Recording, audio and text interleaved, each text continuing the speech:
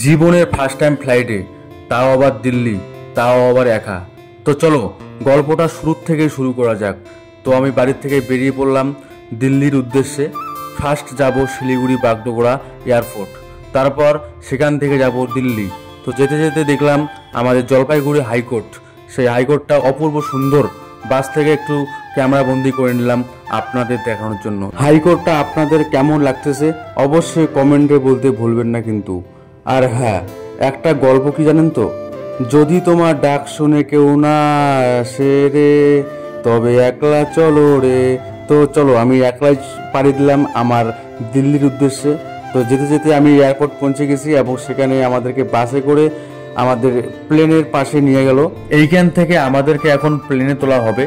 তো বাসের মধ্যে আমরা বসে আছি, আমি একটু ভিডিও করে নিলাম। এখন আমরা যে প্লেনটা যাব সেটার নাম হচ্ছে স্পাইসজেট। হ্যাঁ, আপনারা দেখতে পারতেছেন স্পাইসজেট। তো ধীরে ধীরে আমাদের সময় হয়ে গেলো এবং আমি চলে যাচ্ছি প্লেনের দিকে, তো প্লেনে বসার জন্য। তো চলো এখন ভিতরে যাওয়া যাক। তো আস্তে আস্তে আমি চলে গেলাম প্লেনের ভিতরে এবং আমি আমার সিটে বসে পড়লাম। সিটে বসে আমাকে একটু নার্ভাস ফিল দিয়েছিল। এমন অবস্থায় প্লেনটা উড়ান দিল। তো যখন প্লেনটা উড়ান দেয় তখন এটা কেমন ঝটকা মারে, যেটা আমাকে একটু খারাপ লাগছিল। যেহেতু আমার ফার্স্ট টাইম সেহেতু একটু খারাপ লাগছে। যাই হোক, ফার্স্ট টাইম, ঠিক আছে, এতটুকু তো লাগবেই। নেক্সট টাইম হয়তো এতটা খারাপ লাগবে না বা ভয়ও লাগবে না। তো আমাদের লাইট অফ করে দিল এবং ধীরে ধীরে আমরা ঠিক 2.5 ঘন্টার মধ্যে আমি শিলিগুড়ি থেকে চলে আসলাম দিল্লি।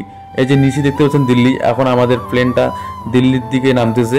তো ফাইনালি আমি ভালোভাবে নেমে গেলাম প্লেন থেকে। নামার পরে আমি এয়ারপোর্ট থেকে সিধা যাচ্ছি বাইরের দিকে। তো এখানে একটা গল্প বলবো, যে গল্পটা না বললেই নয়।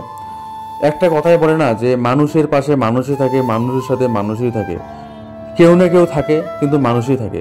হ্যাঁ, সেই রকম। যেহেতু আমার এই জার্নিটা ছিল জীবনের ফার্স্ট দিল্লি ফার্স্ট,